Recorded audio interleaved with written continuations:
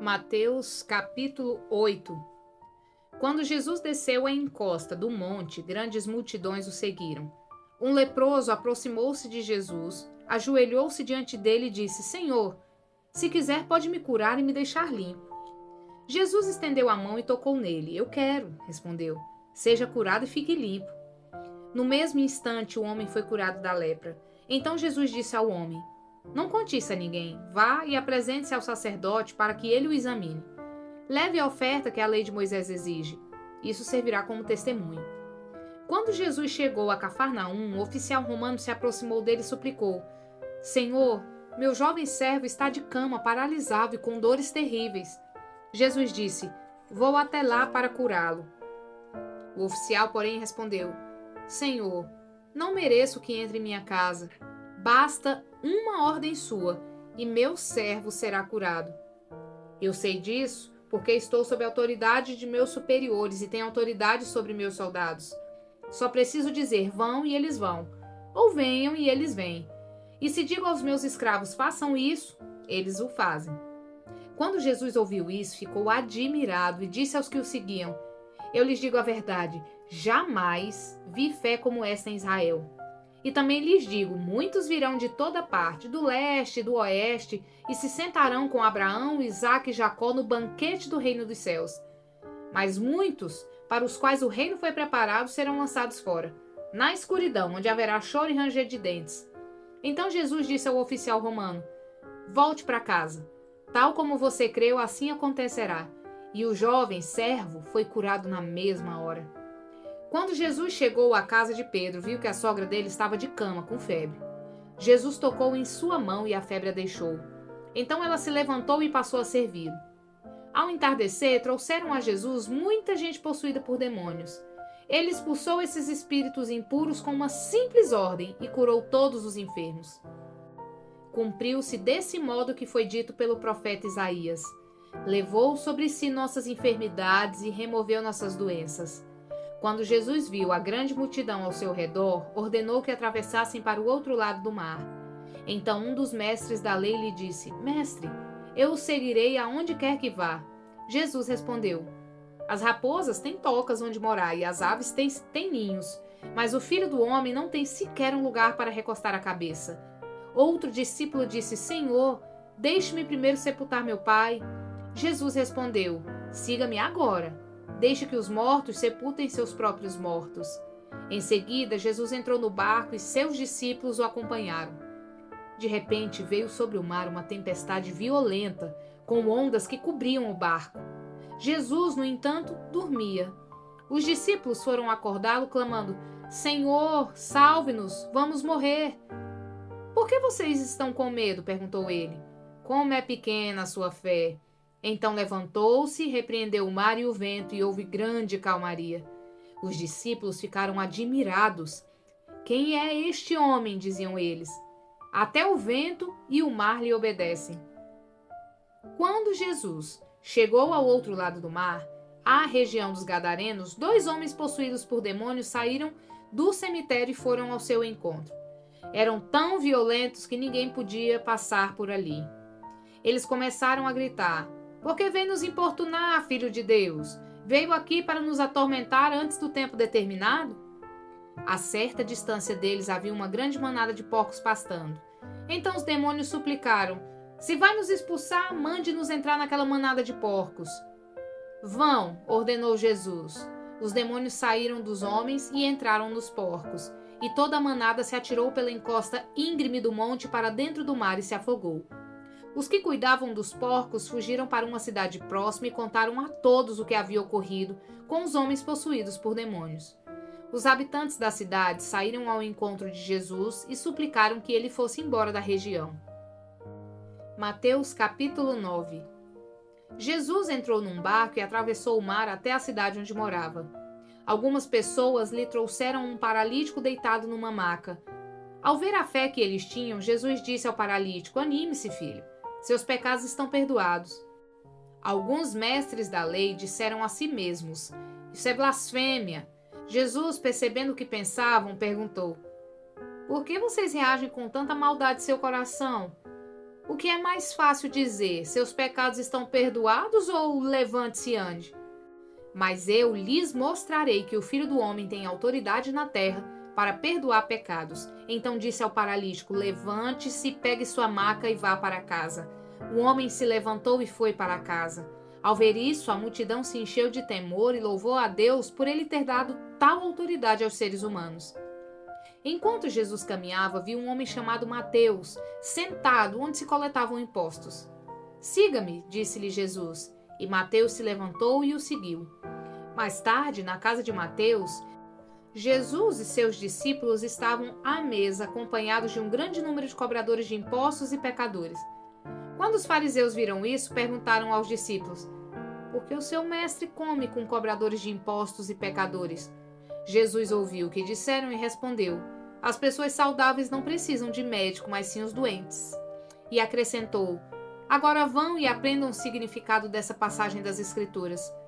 Quero que demonstrem misericórdia e não quero que ofereçam sacrifícios, pois não vim para chamar os justos, mas sim os pecadores. Os discípulos de João Batista foram a Jesus e lhe perguntaram: Por que seus discípulos não têm o hábito de jejuar, como nós e os fariseus? Jesus respondeu: Por acaso os convidados de um casamento ficam de luto quando festejam com o noivo? Um dia, porém, o noivo lhes será tirado e então jejuarão.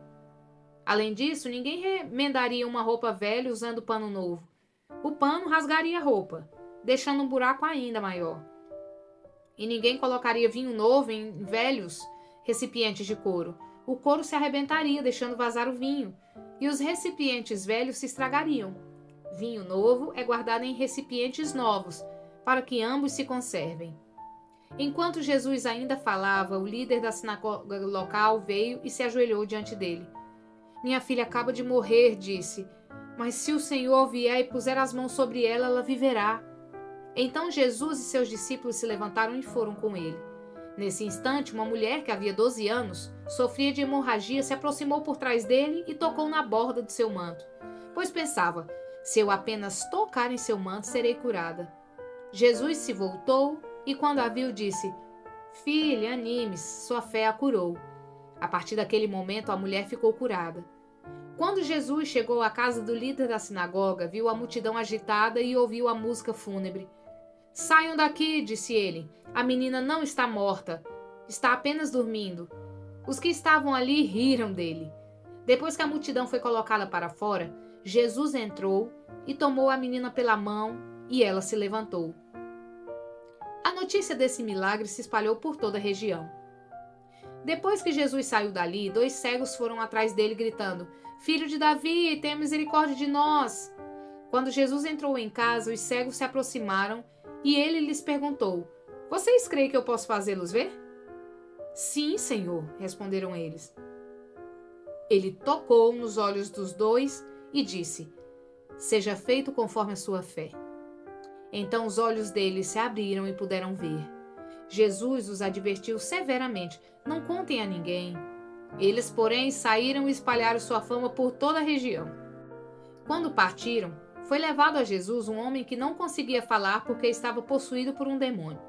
O demônio foi expulso e em seguida o homem começou a falar. As multidões ficaram admiradas. Jamais aconteceu algo parecido em Israel, exclamavam. Os fariseus, contudo, disseram: Ele expulsa demônios porque o príncipe dos demônios lhe dá poder. Jesus andava por todas as cidades e todos os povoados da região, ensinando nas sinagogas, anunciando as boas novas do reino e curando todo tipo de enfermidade e doença.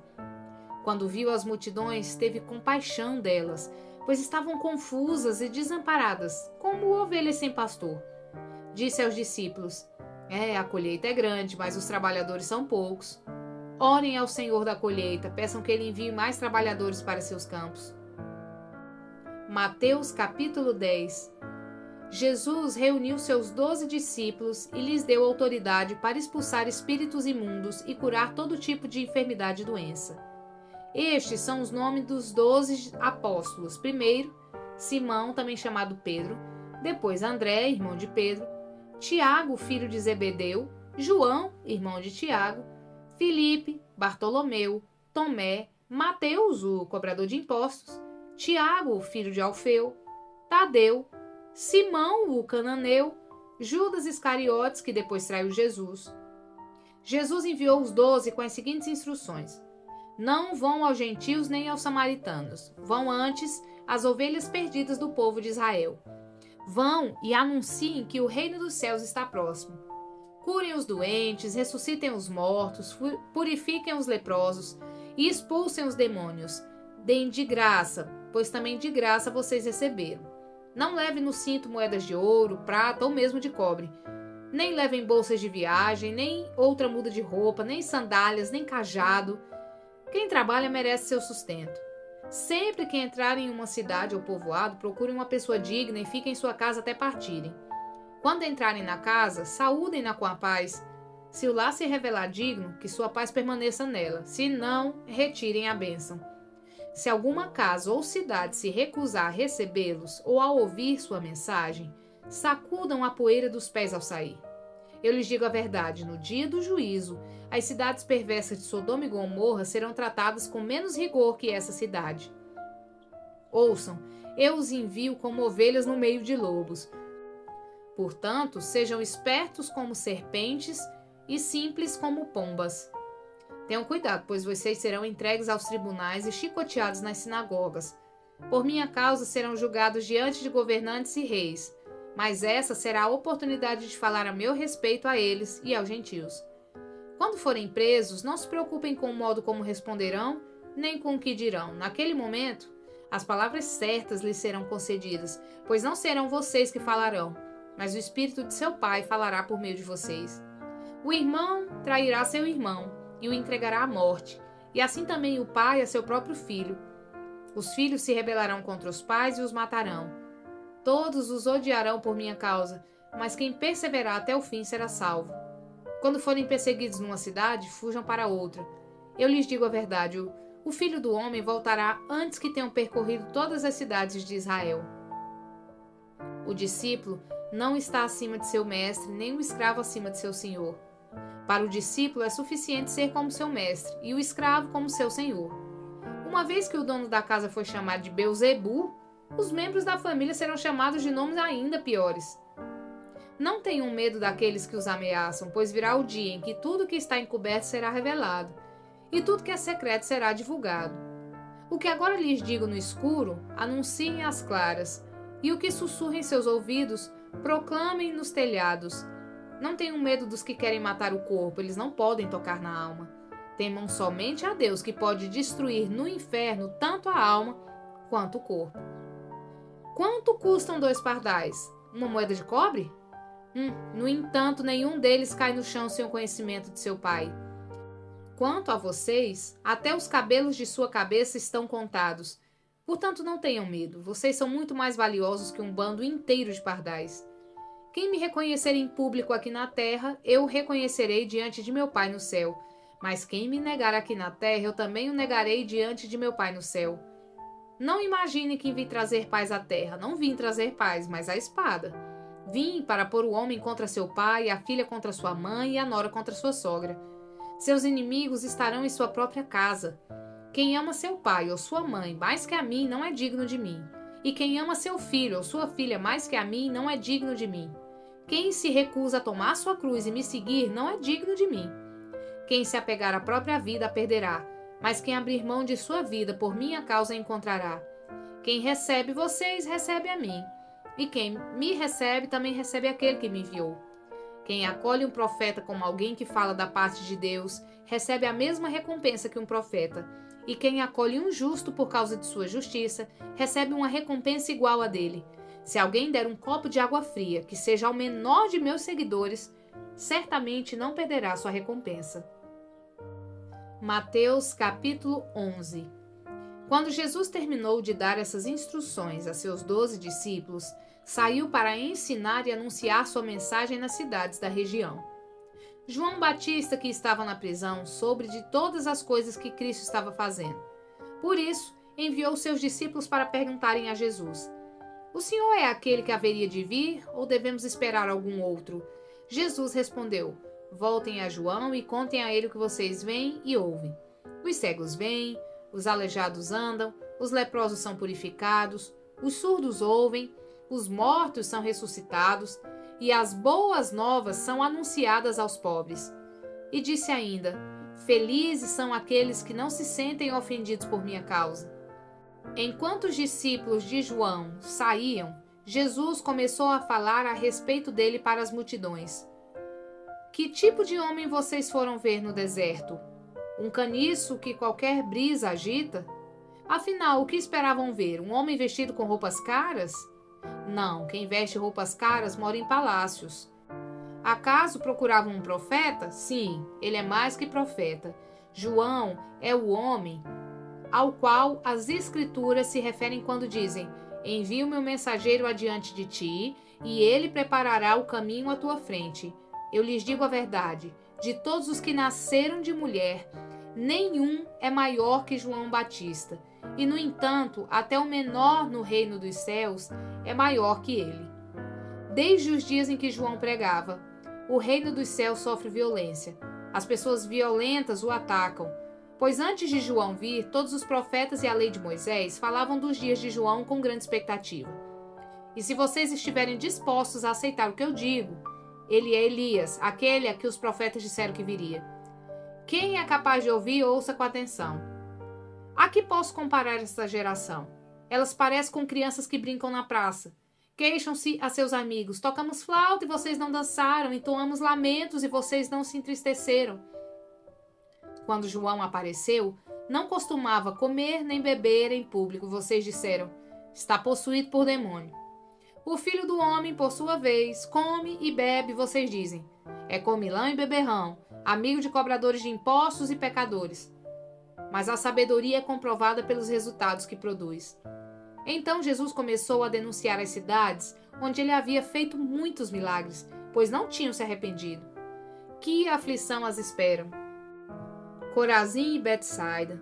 Porque se nas cidades de Tiro e Sidom tivessem sido realizados os milagres que realizei em vocês, há muito tempo seus habitantes teriam se arrependido e demonstrado isso, vestindo panos de saco e jogando cinza sobre sua cabeça. Eu lhes digo que no dia do juízo, Tiro e Sidom serão tratadas com menos rigor que vocês. E você, Cafarnaum, será elevado até o céu?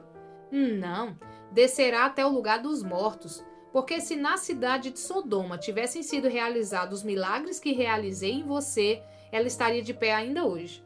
Eu lhe digo que no dia do juízo, Sodoma será tratada com menos rigor que você. Naquela ocasião, Jesus orou da seguinte maneira: Pai, Senhor dos céus e da terra, eu te agradeço porque escondeste essas coisas dos que se consideram sábios e instruídos e as revelaste aos que são como crianças. Sim, Pai, foi do teu agrado fazê-lo assim. Meu Pai me confiou todas as coisas. Ninguém conhece verdadeiramente o Filho a não ser o Pai. E ninguém conhece verdadeiramente o Pai a não ser o Filho e aqueles a quem o Filho escolhe revelá-lo. Venham a mim todos vocês que estão cansados e sobrecarregados, e eu lhes darei descanso. Tomem sobre vocês o meu jugo. Deixem que eu lhes ensine, pois sou manso e humilde de coração, e encontrarão descanso para a alma. Meu jugo é fácil de carregar e o fardo que lhes dou é leve. Curta, comente e compartilhe.